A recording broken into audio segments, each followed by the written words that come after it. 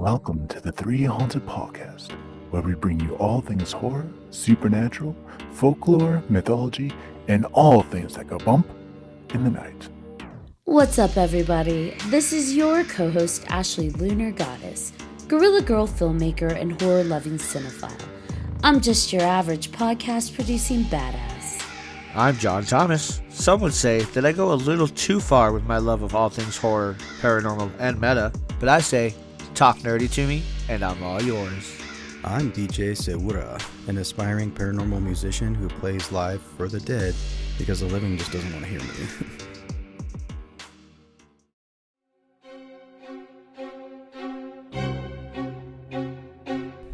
The Dead of Winter Horror Network and Nick Kane from the 508 Productions invite you to endure the most terrifying immersive experience in all of podcasting. Beneath the Red Umbrella, now available wherever you listen to podcasts. Beneath the Red Umbrella, when the snow falls, the killing season begins. What's up, ghouls, gals, and all of our cryptid-loving pals out there? In today's episode, we'll be talking about, well, of course, you don't have to guess it. I said it, cryptids. It just wouldn't be a new season of 3Haunted podcasts without one of our favorite topics. Joining us is, of course, Bodhi, because he's always with us to talk about cryptids. Bodhi Werner. Welcome back, Bodhi. Hey, thank you for having me. I feel like this is the family reunion. My goodness. How many times have we done this? Cryptids 5? Are we on Cryptids part 4? 3, now? I think. Part 3, actually, yeah. Part 4 now. It feels like it, but yeah. You know what it was? You've been on with us like 4 times because you came in to talk about the creepypasta and liminal spaces. Let's see if I can say that. But cryptids, we've only talked about 3 times. There was zombies. This will be 3. Yes. I remember The all zombies. of them. I love it. I was going to say, he's been on like 5 times at least, yeah. Do I get a medal? You've trauma bonded with us. Yeah. Well, we're in it, you know? And I am very happy that I'm probably the reason you guys are going to be going live on TikTok now, and you got so many followers. I'll take credit for it. I see you guys are blowing up on TikTok. So go over to their TikTok, by the way. Make sure to follow them, and you'll see my pretty face there. You are the reason, and I love you. You are so funny. I mean, you are humble. A YouTube sensation, so. What can I say? I've made a whole $2. I am officially monetized. That's big bucks. So, You know what? For some people who have 0 monetization on YouTube yet, us, the cryptids are coming out. They're coming. But, I think it's great, though. You've started that process of being a channel that is being monetized on. And I have no doubt it's going to go even, further, faster for you. Well, you guys have been helping me along. I sincerely appreciate getting to collaborate and chat with you guys and cross-pollinate. And that sounds naughty. Oh, yeah, a little birds and bees, A little pollination. I mean, that we just did reminds kind me of of Grease, too. Where does the pollen go? Oh, yes. He said, oh, boy. You're too young for that one, buddy. We were just talking about like Fandango and Movie Phone, and she pulled out you're too young to remember that. What are you talking about? I'm probably older than you, Ashley.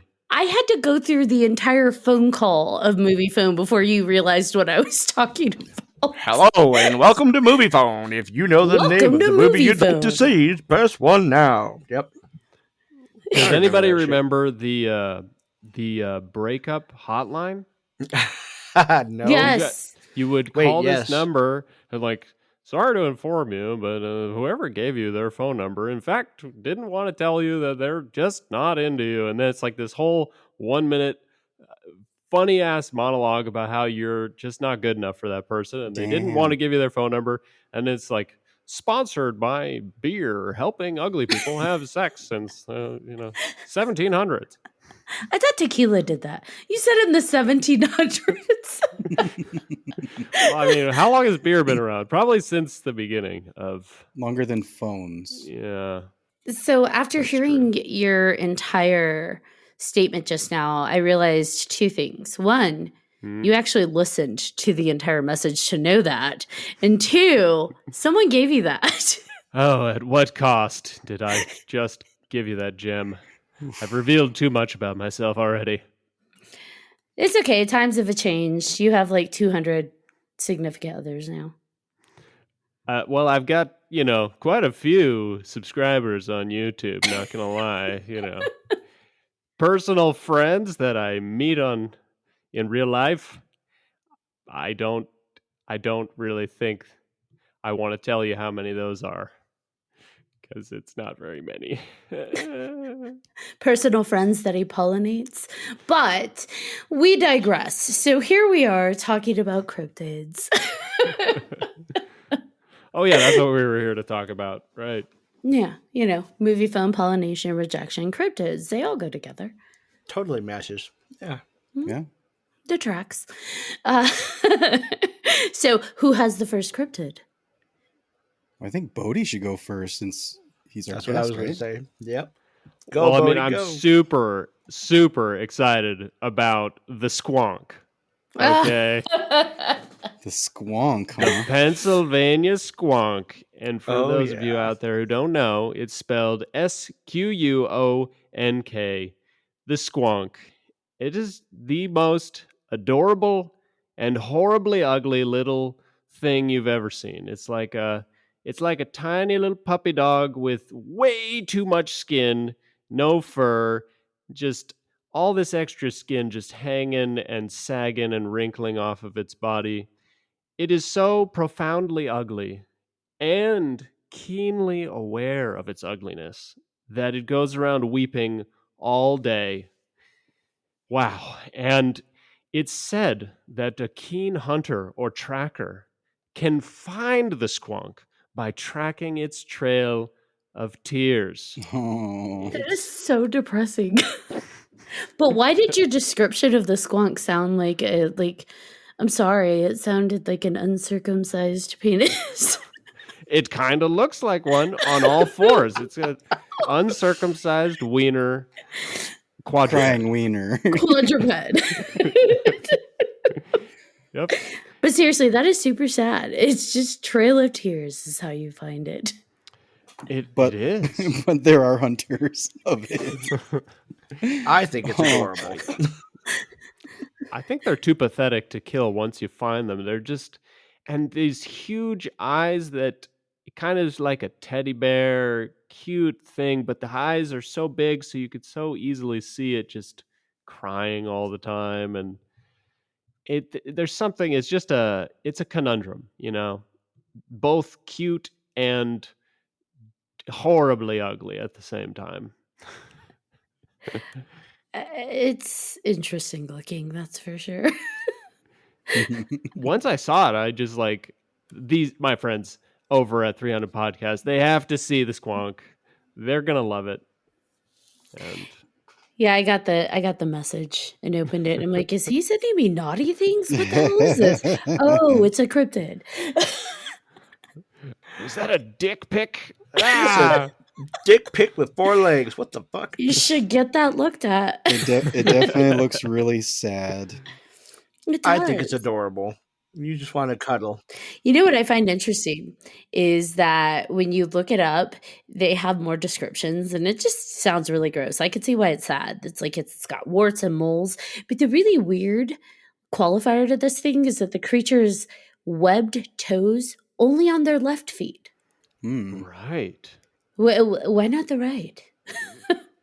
Yeah, maybe that's so it can't dance. It's only got left feet or something. Just to add to its misery. Everything about its evolution is sad. It really is. And I think so. The squonks are slowest on moonlit nights as they try to avoid seeing their ugly appearance in any illuminated bodies of water. Aww. Wow. This is so sad. Why would you start us with this? Me on a Saturday night. I'm just kidding. I know, we can all kind of relate. We've all felt squonky. Some days you just wake up feeling the squonk vibes, and you just walk around with a tear-stained trail behind you, feeling bad about yourself. But when you look at the squonk, you're like, life is not so bad. And I just want to cuddle this guy and tell him it's going to be okay. So the other thing is when he's concerned or he's been cornered and escape seems impossible, or even when he's just frightened or surprised by you, shocking him, coming around the corner, he might even just completely dissolve himself in tears. Oh, So don't he move self-destructs too fast in Jonestown, Pennsylvania. into full tears. Got it. Yeah. You know what I find interesting? That this is, I've never heard of this, but somehow the science community has heard of this. So much to the point where there are molecules that decompose based on like their own liquid. And so those chemicals, those molecules have been named chemical squonks. What? Like the scientists call them chemical squonks.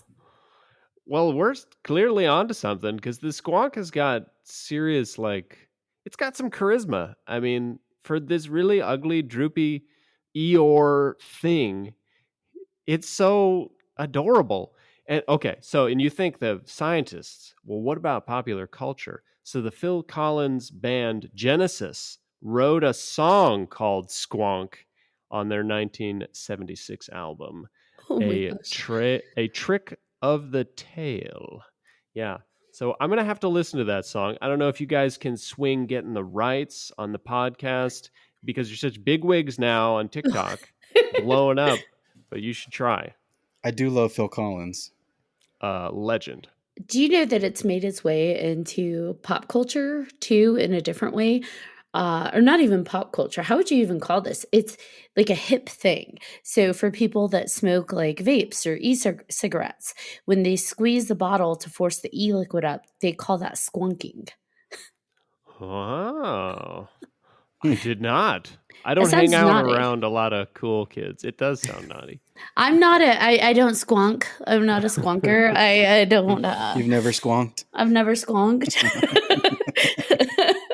Although I'm sure we've all dissolved into our own tears at some point in life. So Yes. Yeah, well, it's cool that squonking has got a like kind of a cool thing too. You know, it's not all sad. yeah. And I'm not a cool kid, so I didn't know about that. Oh, come on! Isn't Ashley the coolest kid around? The cool. Come on, guys. Oh, yeah. Absolutely. Don't lie to me. We're not lying. If we're lying to you, we're lying to all of our audience members as well. So the squonk. And I will say for cryptids this year, I am going to post like a whole video with photos and images of the cryptids that we talk about so people have an idea of what in the world we're even going on about. But yeah, so the squonk, we've got the squonk in Pennsylvania. How many of you actually think that this is a thing people are seeing out in like the woods of Pennsylvania? Do you think that's a real thing or someone just had fun with it and then it took off? I mean, like the Mothman's out there too, right? Like I feel like there's all kinds of craziness out in Pennsylvania, right? So, and it's like by the water, right? And there's like a lot of weird wooded areas, and it just seems like an area where weird things would be. So, wouldn't surprise me. Maybe there's a portal in Pennsylvania. Ooh, yes. It is eerie in Pennsylvania.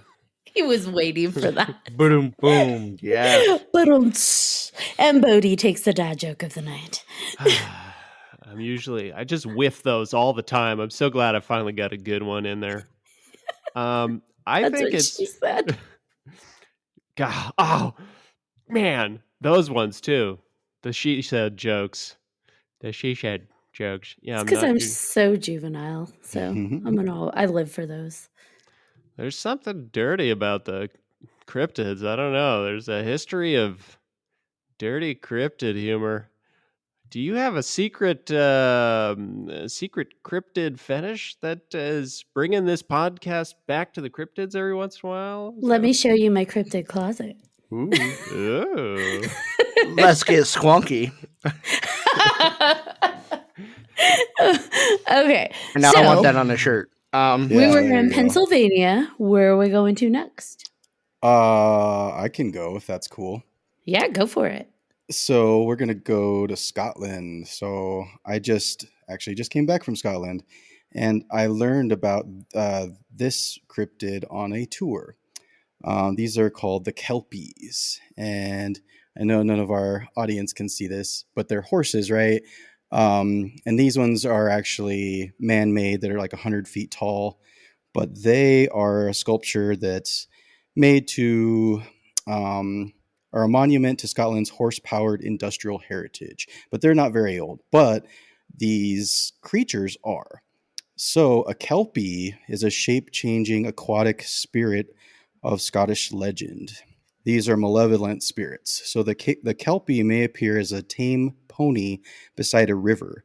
It is particularly attractive to children, but they should take care, for once on its back, its sticky magical hide will not allow them to dismount.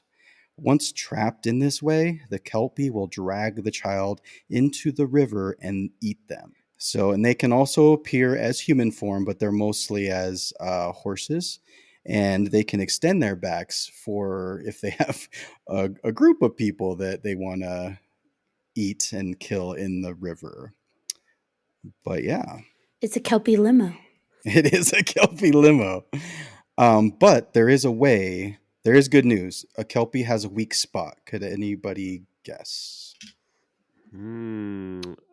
It's something it wears. Its mane? Does it wear a mane? A life vest? Is it the bridle? Is that how you say that? Oh, okay. So like the saddle and the bridle? Mm-hmm. Okay. So if you have anyone who can get a hold of the Kelpie's bridle will have command over it and any other Kelpie.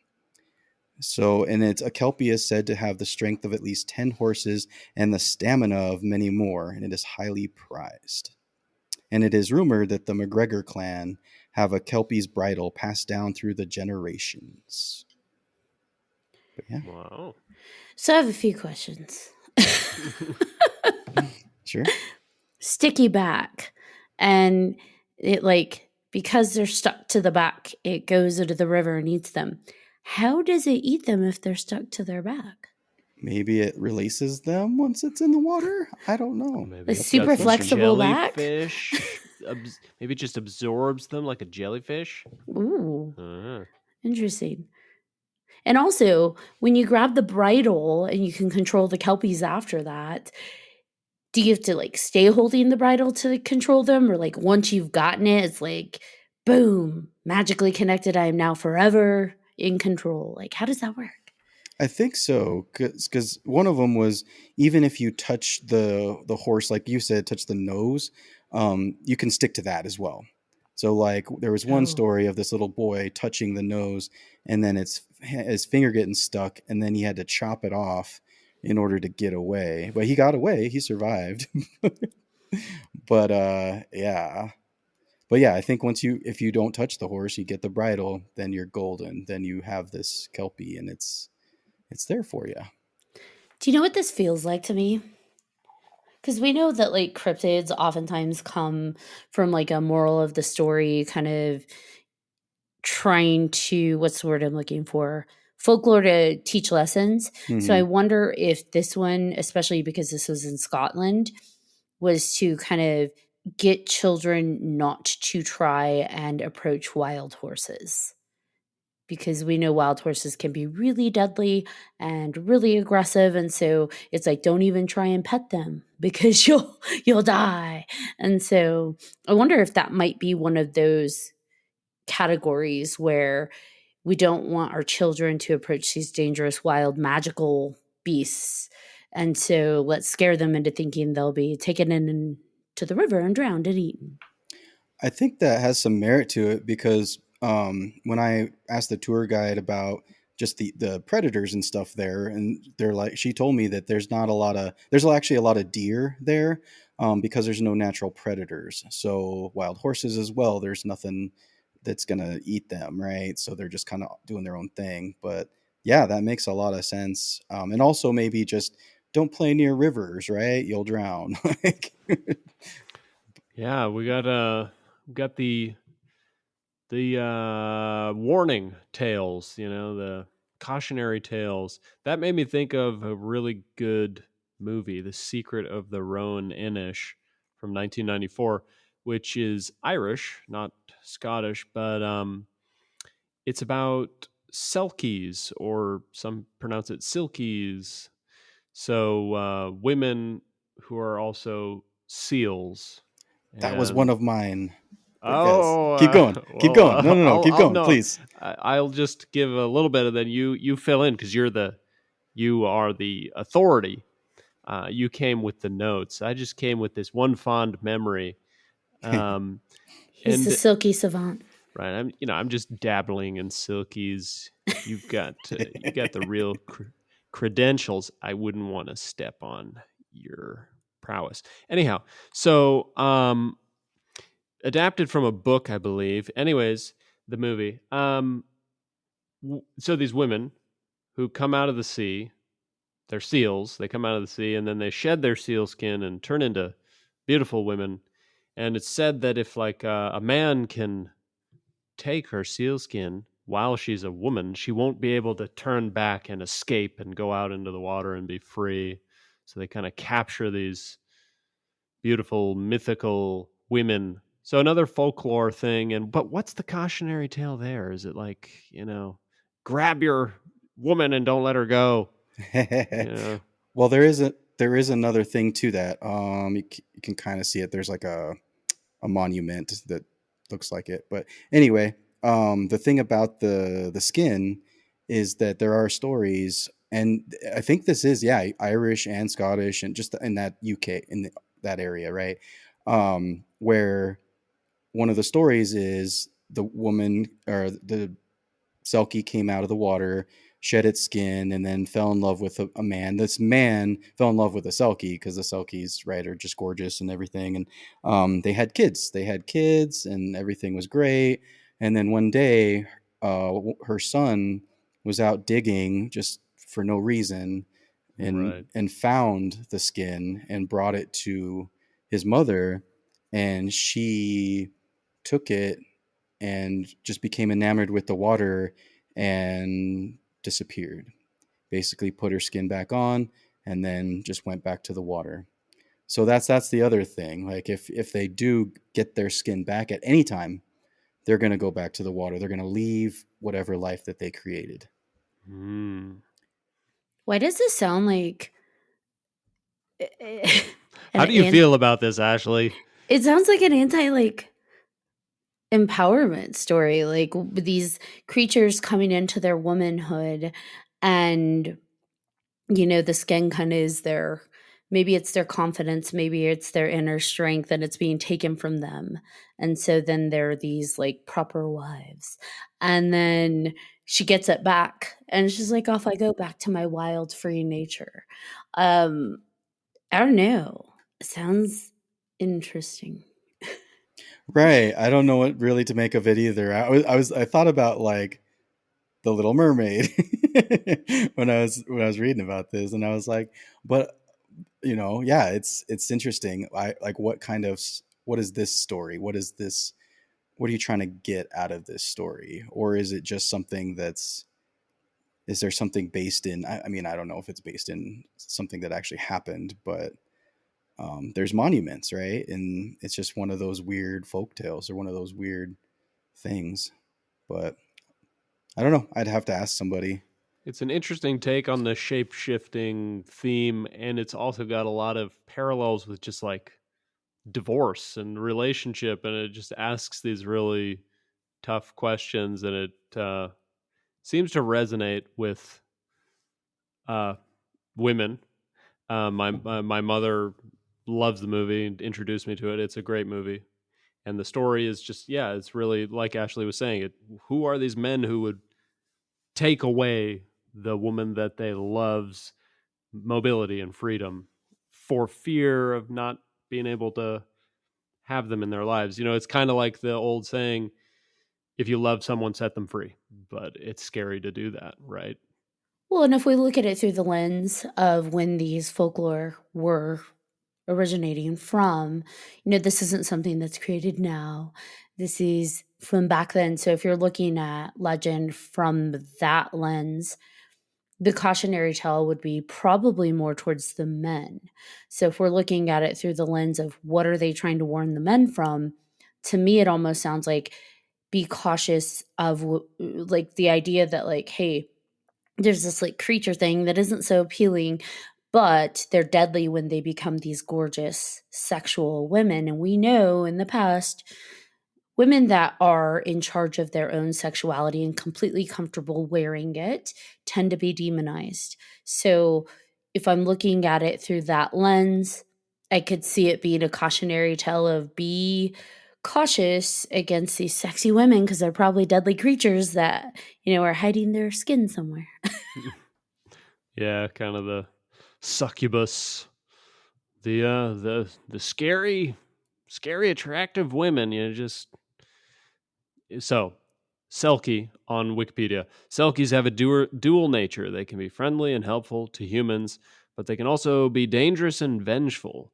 Selkies are often depicted as attractive and seductive in human form, and many stories involve Selkies having romantic or sexual relations with humans, sometimes including resulting in children.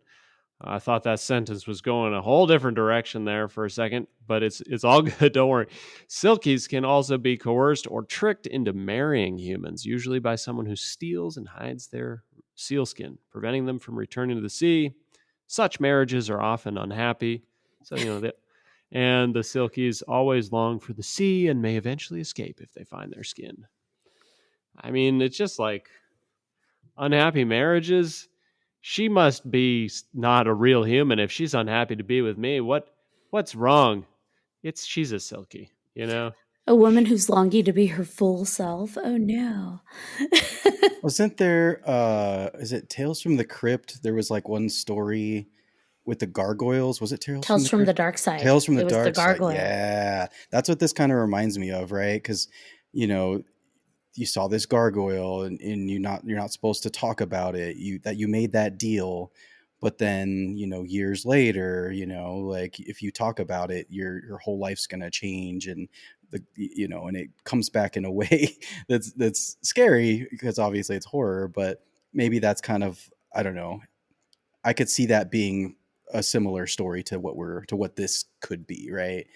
um, Bringing the skin back, right? Bringing the skin back, reminding everybody of what this thing was before.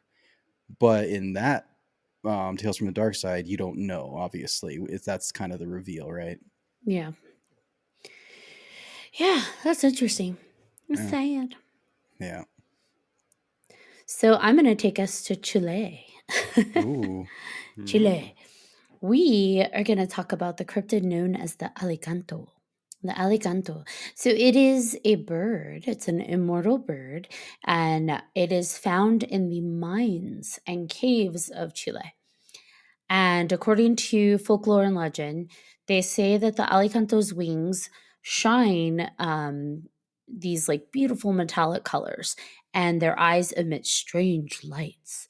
So the color of the wings may indicate the type of ore that it eats. So they can have golden wings or silver wings or whatever they're consuming, that's going to be the color of their wings. And the alicanto, they never sleep because they are constantly trying to run from the miners.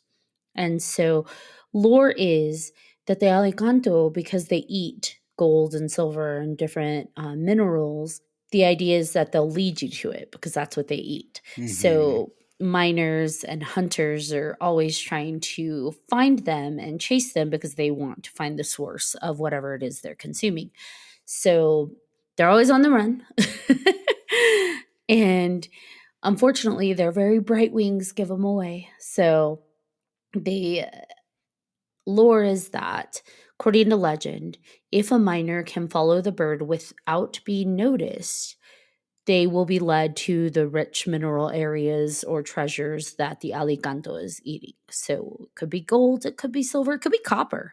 But if the alicanto discovers that it's being followed, it can actually turn off its wings, shining, Hmm. and go like pitch black. But it gets darker because they don't just say, okay, I'm hiding. They will then lead some of these miners to cliffs and take them right off the edge. And Dang. some legend says that the miners themselves just fall off because they're lost and it's dark. Others say the alicanto pushes them off. So you have to be careful if you're following an alicanto that it may, know that you're there and whack you. Now, they do say that the alicantos aren't necessarily inherently mean, like they're not just trying to kill people. But if they sense that you have a good heart and that you're in need, they will actually guide you to those fields. So to the gold or copper or silver fields that they're consuming. So they kind of have this sense of whether a person's greedy or if they're in need and have a good heart. And, you'll know what kind of person you've been deemed if you go off the cliff or you find the fields. Ooh, this is like a whole beautiful story wrapped into a cryptid. This one is good. Good find, Ashley. Thank you. This is a satisfying cryptid. This is a satisfying. It is. Now you see what's in my cryptid closet. I have more. You're good. Now, the interesting thing is these have actually been written about in books, like by different like conquistadors and stuff, where they've actually talked about spotting these creatures. And one of them, there was a guide, Juan Godet, I believe. He wrote about how the reason he found a bunch of silver crops was because of the alicanto, and that's what sparked the Chilean silver rush. Huh. Ooh. Yeah. So these are wild, obviously, animals. I wonder at the time if I don't know if they could be domesticated, but what I mean by that is like if they wore things, not necessarily like part of them, but like the people who had them around, they would decorate them with what they had around, and that's kind of what led them, like as more of a practical analysis of it. But Almost like a hunting dog, but a hunting bird. sure. A mining bird. Maybe. Yeah, I don't know, because they would like, how would the glowing wings? Yeah, I don't know. Well, there's plenty of iridescent and reflectant feathers, and hey, this one's. I think this is real. I think it's as good as any gets. I mean, just the storytelling behind it is like, okay. So here's kind of thinking of what BJ said and what you're saying. I mean, let's think about that practicality of like animals. We do know bioluminescent fish exist. Yep. And these are luminescent birds. And where are they saying they live? Inside of caves and mines. So that would be a survival function that could potentially develop in a creature that lives deep in caves and deep in mines. And being that that's back in the 1800s, it would make sense that people would say, oh, that they're that way because they eat it. When in reality, it may just be like an evolutionary function of this bird. And so it's kind of like a mixture of folklore and reality.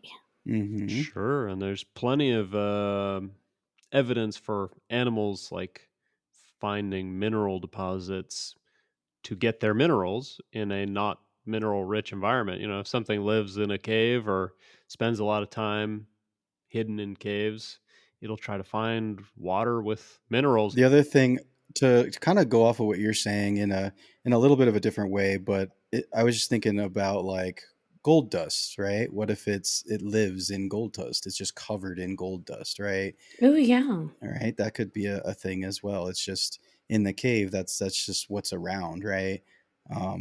Being covered with that, maybe like there's mica deposits everywhere, like who knows, right? But I yeah. mean, that would explain the different colors of the wings, right? Because they're not saying just one standard wing color. It's been spotted silver, gold, the coppery green. Like, it's possible they're being covered in minerals within the caves. Yeah, it's high up on the credibility meter, and as Gandalf would say, every good story deserves a bit of embellishment, Frodo. So perhaps there's some mineral deposits of truth in this fabricated cave we're in. You're on one tonight. I like it. That was just so good. It was so good. All right, John Thomas, you're up. All right, I have a couple. I'm trying to decide which one I want to do. Let's go, and I can't remember where this was. Oh, South Africa. Ooh. The Groot slang is like a big snake with like an elephant face, kind of. And it is said to actually eat elephants. It has diamonds for eyes, and it lures elephants to its, and they call its cave a wonder hole. Sorry, I thought that was hilarious and kind of goes with everything that we've been talking about. So yeah, it's said that the gods saw the creature and said, "Nope, we're splitting this into two." Made big ass snakes and the elephants. So I thought that was kind of trippy. That's creepy. And I was stuck on the wonder hole. Yeah, the picture It looks is like a pretty creepy. predator. Yeah. It's so creepy looking. You said it eats elephants? It eats elephants. Yes, it's huge. Jeez.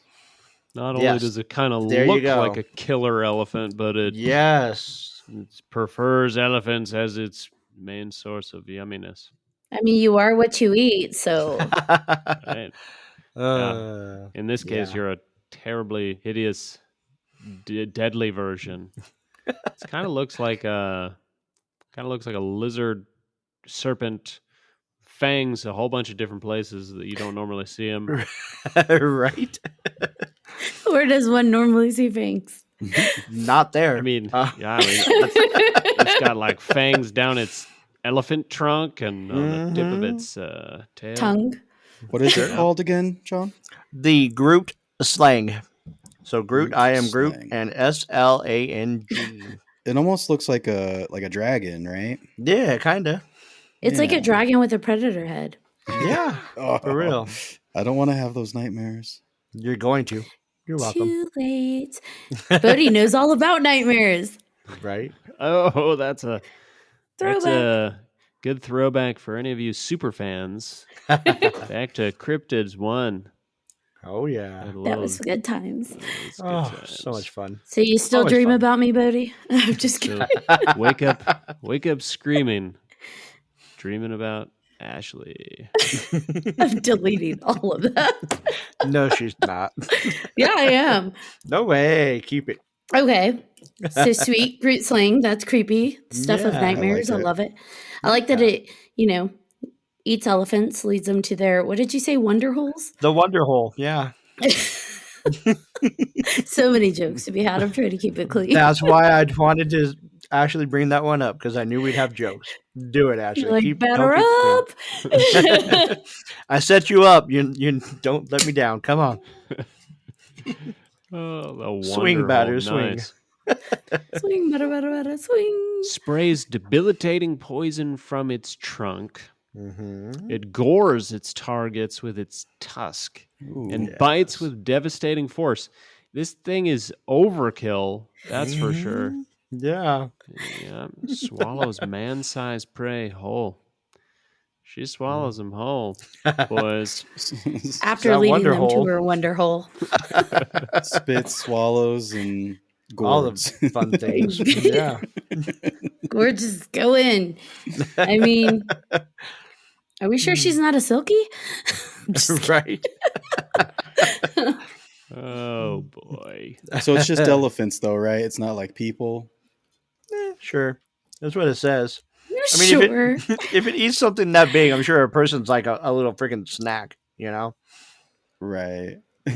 Well, the literature says it swallows man-sized prey whole, so There you go. So you gotta think. Sounds like your Friday night. If only. If only my life were so interesting, Ashley. Thank you for. it will be after this For- episode. Well, you guys are making me famous, right? Because You were already famous. we're blowing Right. up the TikTok. So I'm going to take us back to South America. Woohoo! Do it. All right. We are going to talk about the Mapinguari. So it's also known as the Juma, and it is a mythical, maybe because some people have sworn they've seen it, mythical monstrous jungle-dwelling spirit. But it comes in the form of this crazy animal. And a lot of people speculate it's like a relative of Bigfoot, but a little bit scarier. So I just saw a picture. Sorry. yep, he saw the picture. So the Mapinguari, I'm going to call it the Juma because I'm not sure if I'm saying that right, is they described it as a bulletproof. So I feel like at some point someone said they tried to shoot it and it didn't happen. So it's a bulletproof, extremely foul-smelling animal with long hair, robust claws, and it's both quadrupedal and bipedal. I can't even talk today. What are words? But some people say that it has like an eyeball in its stomach. Some people say it's more like a cyclops with the eyeball on its head. But everybody seems to agree there's one big eyeball somewhere on it. So Amazonian legend is that it has a nasty habit of twisting off the heads of humans and then devouring them. So just like twist, pop, eat it up. Mm-hmm. So what is it? Coke bottle. Exactly. So the dude that saw this happen and gets away and tells the story, right? Lives to tell the tale. It's like, so I saw this cyclops with an eye in its stomach twist a dude's head off. Eat him up. But that's terrifying. I tried to shoot it. He's bulletproof. Didn't happen. Didn't work. It's very terrifying. There's actually some depictions in the literature. Again, we're going to the facts, right? A lot of these depictions show a mouth in the belly. That too. So a cyclops face and a big old belly mouth. Do you think that's why he pops the head off so he could just like feed it to his stomach? Maybe. Like the Thing. Yeah, I don't know. Yeah. Quickest way to get them to stop wriggling. Now, Brazilian folklore does say that he is not the most malevolent creature. That typically he's there to protect the Amazon rainforest and its animals. So she, they are there as true jungle spirits, there to protect the jungle. And so anyone coming in trying to harm that jungle, twist the top, pop, and feed it to the belly. They got it coming. I think, I'm sympathetic to this giant sloth death monster creature. And this story of the forest protector, the protector of the forest realm, I love it. I love it.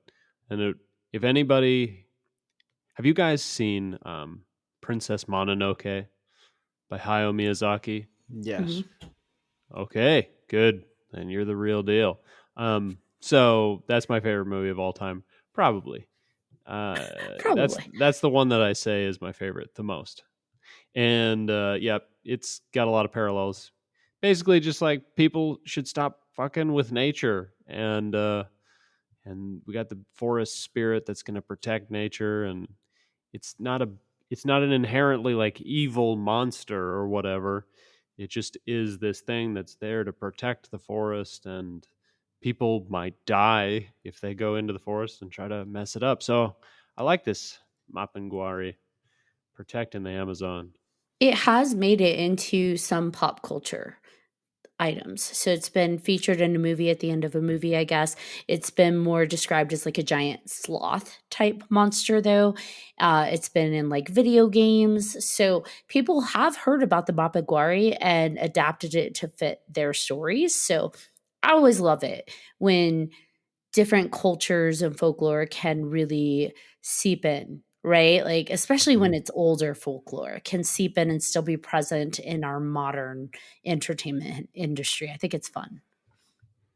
Yeah, and I like the idea of these creatures we don't normally think are scary, like a sloth turning into something deadly, formidable. Yeah, it was weird. It kind of gave me like Fern Gully vibes a little bit.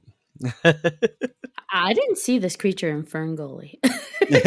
No, but I don't know. For some reason, that's where my mind went, was Fern Gully. They needed this creature in Fern Gully. Yeah. It's like literally get in my belly.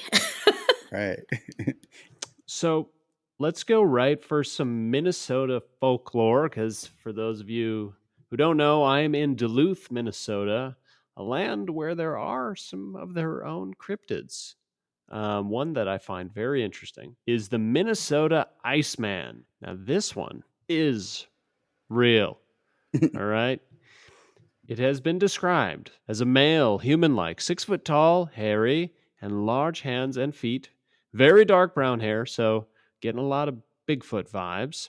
So the Minnesota Iceman is what's known as a sideshow exhibit. Yes.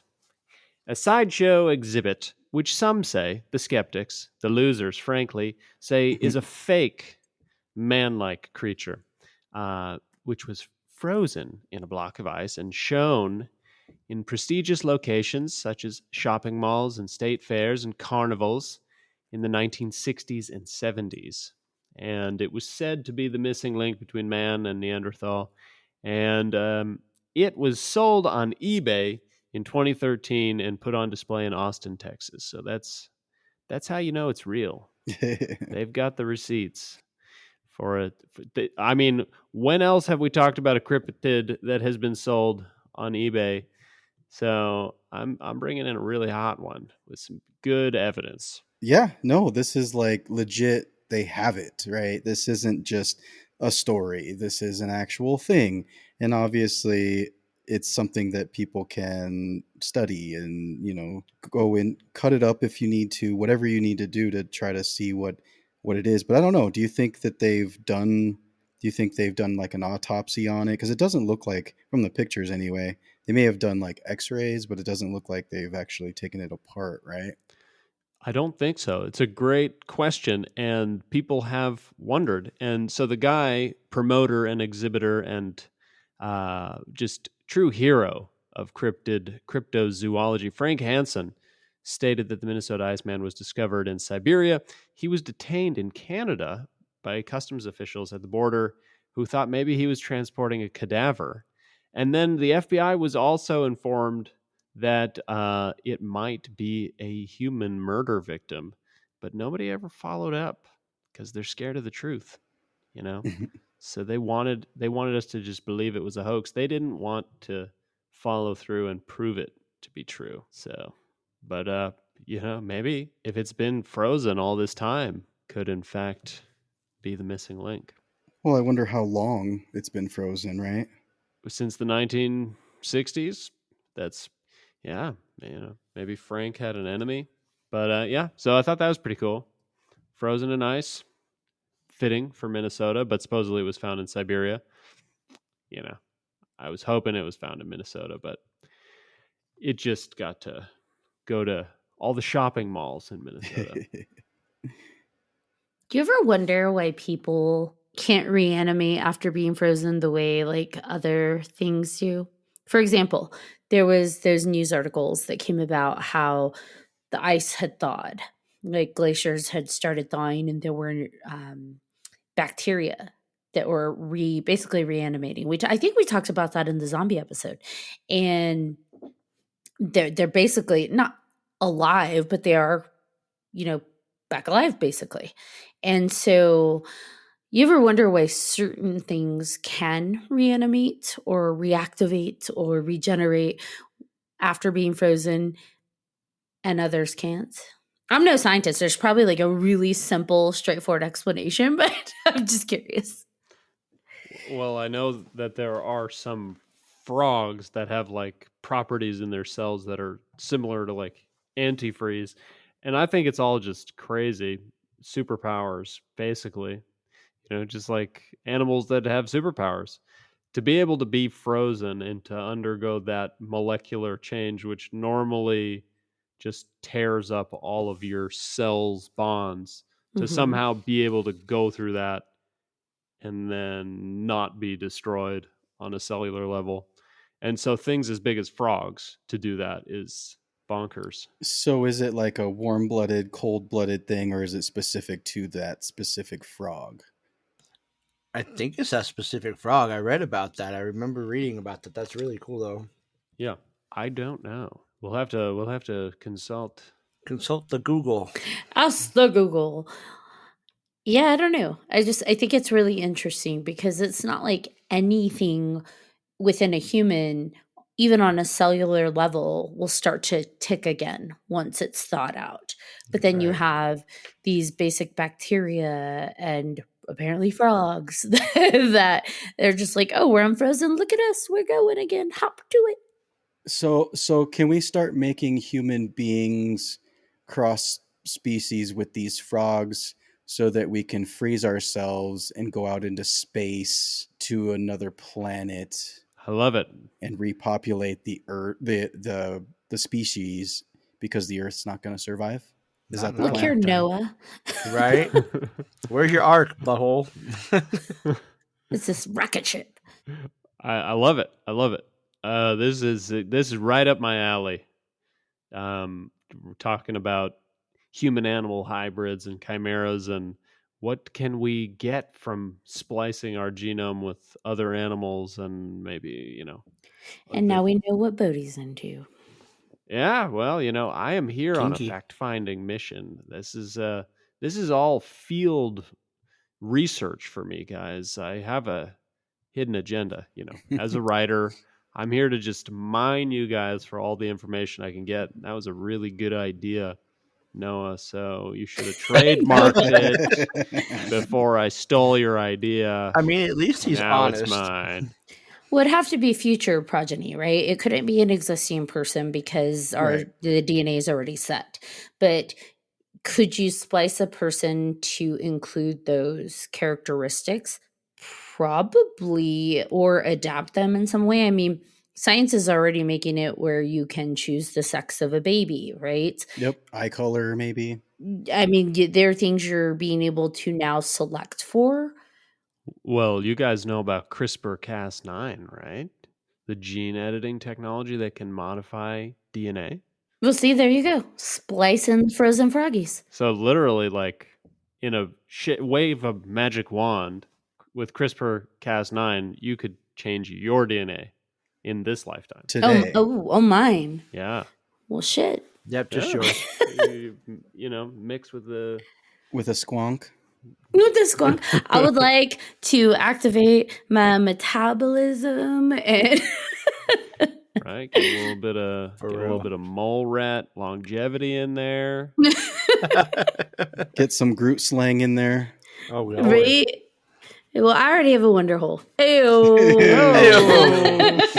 You heard it here first, folks. Oh God. Who thought it was a good idea to give me a microphone? That would be me. And all the listeners, which is growing and growing.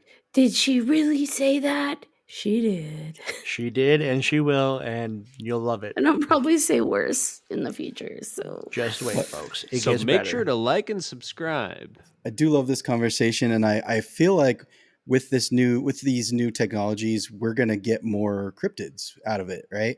Because we're gonna get more of these weird things, and not just folklore. This is gonna be new, right? This is gonna be like, guys, what if that's what Bigfoot and Sasquatch Right. and all of these anthropomorphic creatures are?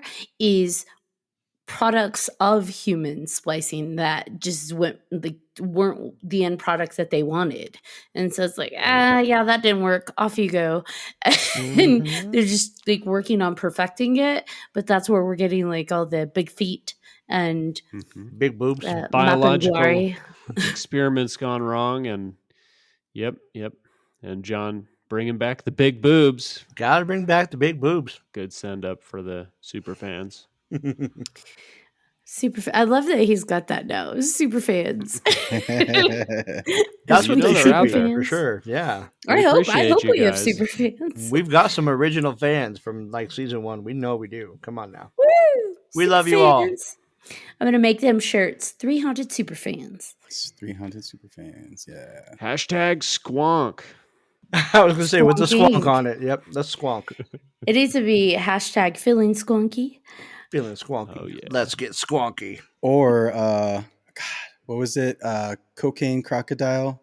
I miss the cocaine crocodile. Little cocaine crocodile. I love that. Gave her hootin'. Oh yeah. The fact that he remembers that. I know. Like I would not have gotten that far. Could you explain what the cocaine crocodile does, Bodhi? Do you remember? I believe that was it. The guy that pounded people into powder with its tail and snorted them. Yep. Yeah, it's the cryptid that was so fearsome it could just powderize you by pummeling you with its giant ballistic beaver tail and snort you because you are its little bitch. Yeah, like that. You are its little bitch. Little bitch. What the hell was its name? Was it the Dungy Hoover? Yeah, it was the Farfignugan. Dungaver? What are you saying? The Farfignugan. It was a German Haagen-Dazs. name, Yeah, the Dungenhaverhooter. Yeah, the Dungendooter fooder. Fucking, I don't know. Dungavenhooter. Dungavenhooter. Sorry to all of our German listeners. We're fucking up your shit. The Dungavenhooter is a fearsome creature akin to a large crocodile lacking a mouth, which consumes prey by pulverizing its victims into a fine powder and snorting them through a set of large nostrils. Yeah. Yeah, I will always love that one. That will forever be my favorite cryptid, I believe. Yes. Yeah. Somehow it got that name, but it was found in Maine and Michigan, so I don't know what they were smoking, or snorting. Really good stuff, apparently. Yeah. Do you know there is one that I stumbled upon? I was obviously going on a South American kick, but there was one I stumbled upon called the Minho cow, and it is basically a giant earthworm cryptid. All I could think of the entire time I was reading about it was tremors. Yeah. And I'm like, they are real. The graboids. It's real. I love it. So the Minho cow. Those are your graboids, and they exist in Brazil, Uruguay, Nicaragua, and Bolivia. So you got a lot of people talking about the same thing, although these have hard black scales and horns. So I think they're a little bit scarier than the tremors. Mm. The Tremors had to the graboids had to take their information from somewhere, right? It had to come from something. Someone call Bert. Good old Bert. Bert's my favorite. I do like that you're focusing on all the South American cryptids because you pronounce their names so good. I love it. You know, I got the kind of the white boy, can't really put the Latin American He's all say flavor again. on it. You know, Say it slowly. Minho cow. ooh, Minho cow. But yeah. Do it again. Mufasa. really good. But yeah, it is interesting that it's being talked about in so many different places. It's not like it's just in one area. We have people in Brazil, people in Nicaragua, people in Bolivia. Like a lot of people are saying that they've seen these giant earthworm looking things. And so makes you wonder, is there something there that... What do they eat? I don't know. Okay.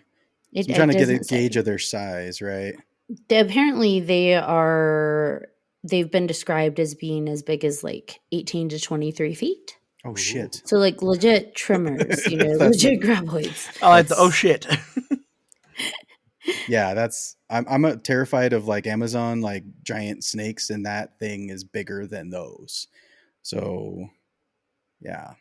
And some people do believe that that was, local people's way of describing like the destruction caused by earthquakes. Like that's why the tunnels and underground, damage was caused. That was their way of kind of putting logic, their reasoning to what those tunnels and fracture lines were. But the fact that people have said, no, no, no, I have seen it, and it has black scales and it has horns. And so, and I will say that there's been no recorded sightings since the 19th century of this creature. So it's interesting how many people do believe it was a real creature, but they feel that it's gone extinct. So Yeah, it's it's a common thing. We got the dune vibes, got the wheelworm vibes.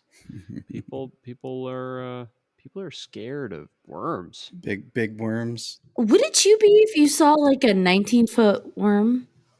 I would be. Yeah. I get scared if I see like a 7-foot person, and now you just made a worm. Like See a 19-inch worm, every day. that is terrifying. Yeah. Inches, feet, whatever. Now we know why you're solo there. Yep. It's a burden to bear. Okay, so before we wrap this awesome, lovely episode up, do we have any final cryptids we're burning to tell, or anything else we want to say? I got a quick one. Ha! Also from I make Scotland. pills for that. I know, right? So they're called the red caps, and the red caps are they live in ruined and abandoned castles and forts on the borders of Scotland where battles have happened. Right? They hide in wait for travelers or people visiting the ruins, and when they come across lonely people, they throw stones from the ruins themselves and murder them. But here's the kicker: once he's killed them, he takes off his cap and soaks it in their blood, and that's what gives it its red color. And in some legends, the red cap has to kill regularly to keep his cap soaked in blood. If the cap dries up, then the red cap will die. Ooh. So he's bloodthirsty. I kind of like it. Goblin asshole. It is, yeah. So it's a short, thick-set old elf with long, prominent teeth, skinny fingers armed with talons like eagles, large eyes of a fiery red color, grizzly hair streamed down its shoulders, iron boots. Yeah, it's great. So this is what vampires actually look like. And it gobbles assholes. Oh, wait, no, that's not what he said. He That's said a just goblin. Goblin asshole. It's a wee little asshole. Wee little. We So to me, this sounds like another cautionary tale to stay away from ruins and to stay away from the historical buildings. Or like, dude, do not fuck with these buildings because this little goblin asshole is gonna, soak his hat with your blood. Oh yeah. Well, there's Yes. this ruin of an old building here in Duluth, a few blocks away from me.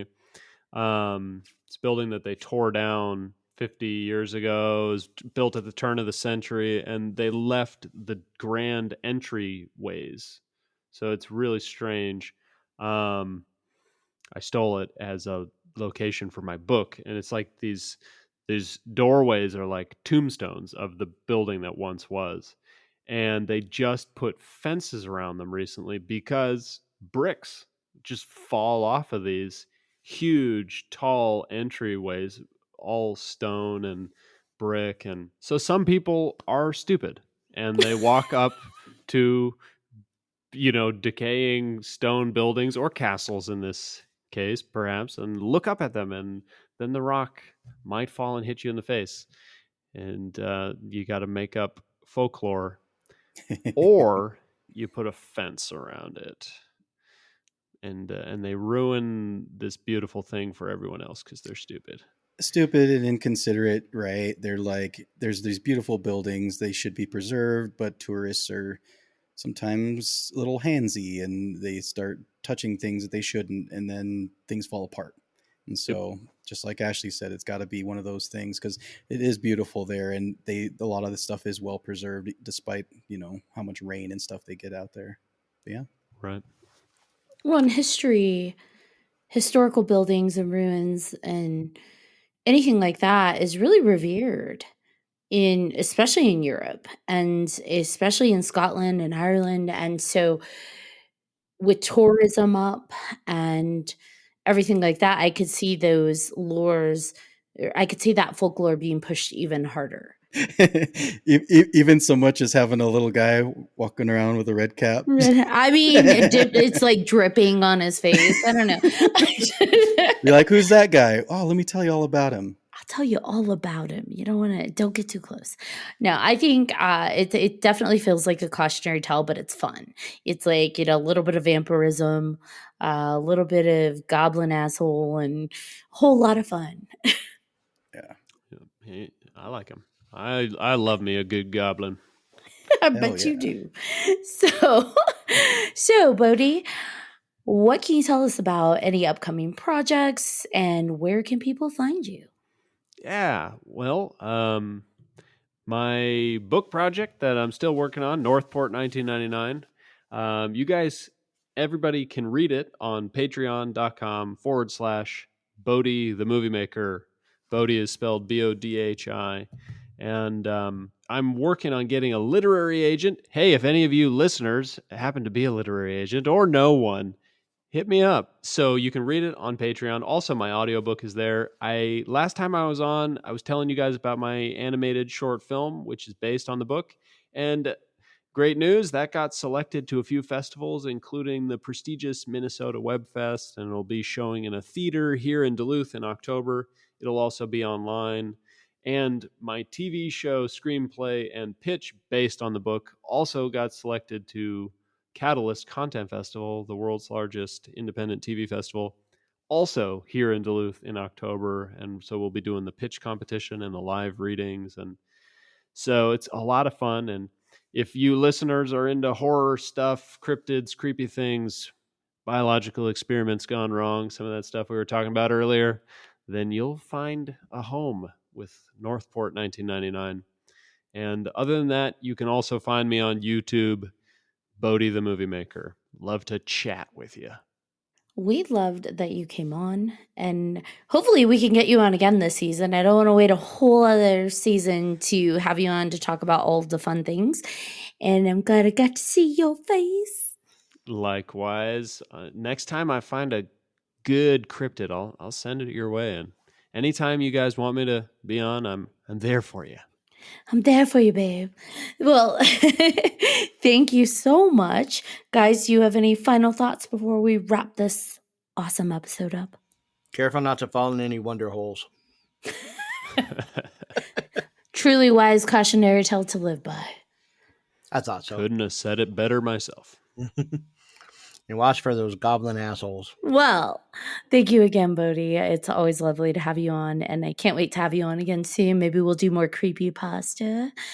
Oh, yeah. Anything. My pleasure. Thanks, guys. All right, John Thomas. Alrighty. Thank you again, Bodhi. Always a pleasure, like Ashley said. Love having you on. I'm so glad that things are going well for you and for us as well. But yes, I'm so glad to hear that things are going great. I have to throw us in there. Come on. Thank you to our listeners for listening to this episode of 3Haunted Podcast with your host. I'm John Thomas. I am Ashley Lunar Goddess. And I'm BJ Segura. If you have any questions, comments, episode suggestions, please feel free to email us at 300podcast@gmail.com. And if you haven't done so already, you're slacking. Just kidding. Please like, follow, and subscribe to all of our social media. You don't want to miss amazing guests and weird-ass content like our cryptids. Featuring the beautiful, amazing Bodhi the filmmaker Werner. Good old Bodhi. Aw, shucks. Love you guys. Until next time.